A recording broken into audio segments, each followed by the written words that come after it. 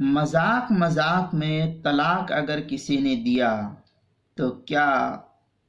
مذاق میں بھی طلاق پڑ جاتی ہے؟ اس کا شرعی حکم کیا ہے؟ جواب: مذاق میں اگر کسی نے طلاق دیا تو مذاق میں بھی طلاق دینے سے طلاق واقع ہو جاتی ہے، چاہے یوں ہی انجانے میں مذاق کیا یا کوئی بھی صورت اس کے ساتھ پیش آئی۔ اگر مذاق میں اس نے طلاق کے لفظ کہا کہ طلاق ہے میری بیوی کو، تو بھی یہ صورت اس کے لیے ہے کہ اس کی بیوی پر جتنی مرتبہ کہا ہے مذاق میں اتنی طلاق واقع ہو جائے گی۔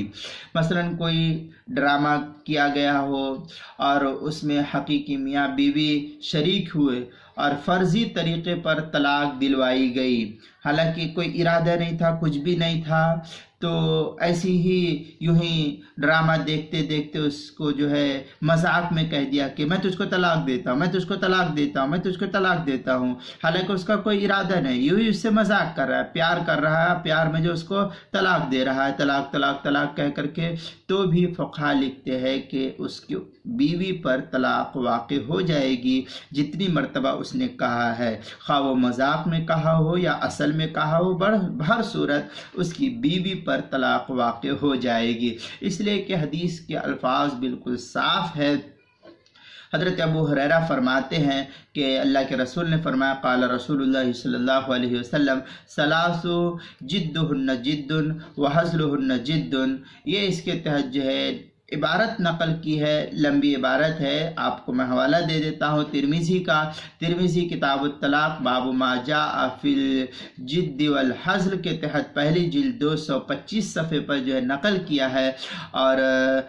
جو قدیمی کتب خانہ کراچی کا چھپا ہوا نسخہ ہے، اور فتاوی ہندیہ وغیرہ کے اندر وطلاق الملاعب والحازل به واقع، اس کے تحت جو فتاوی ہندیہ کتاب الطلاق فصل فی من یقع الطلاق وفی من لا یقع الطلاق کے تحت جو ہے نقل کیا، پہلی جلد 303 صفحے پر زکریا بک ڈپو کا جو چھپا ہوا نسخہ ہے۔ اسی طریقے سے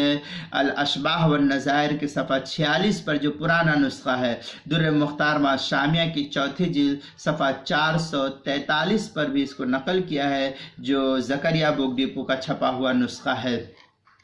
کتاب المسائل کی 5ویں جلد میں بھی صفحہ 67 پر اس کو نقل کیا گیا ہے۔ بہر صورت اگر کسی نے اصل میں طلاق دیا یا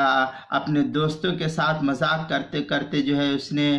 کہہ دیا اپنے دوستوں ہی کے سامنے کہ میں نے اپنی بیوی کو طلاق دے دیا، یا بیوی سے مذاق کر رہا تھا، پیار کر رہا تھا، اور پیار کرتے کرتے جو ہے اس نے کہہ دیا کہ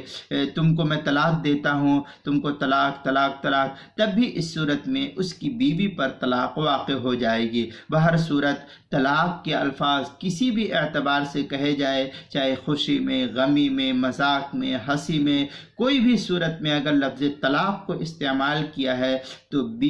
بیوی کو مخاطب کر کے کہا ہے، تو ایسی صورت میں بیوی پر طلاق واقع ہو جائے گی۔ اس لیے اس مسئلے کو جو ہے خوب اچھی طریقے سے سمجھنا چاہیے، کیونکہ جو ہے لوگ بسا اوقات اب معاشرے کے اندر بیوی سے پیار و محبت کرتے رہتے ہیں، اور دوستوں کے ساتھ اس طریقے سے پیار محبت کرتے رہتے ہیں، مذاق کرتے رہتے ہیں، اور مذاق ہی مذاق میں طلاق دیتے ہیں، اور اس کو اس کا خیال نہیں ہوتا ہے۔ اس لیے اس مسئلے کو شریعت کا جو حکم ہے اس کو خوب اچھے طریقے سے سمجھ لینا چاہیے۔ مختلف فتاوی جات میں بھی اس مسئلے کو نقل کیا ہے، میں نے چند ایک کا حوالہ دیا، آپ وہاں دیکھ سکتے ہیں۔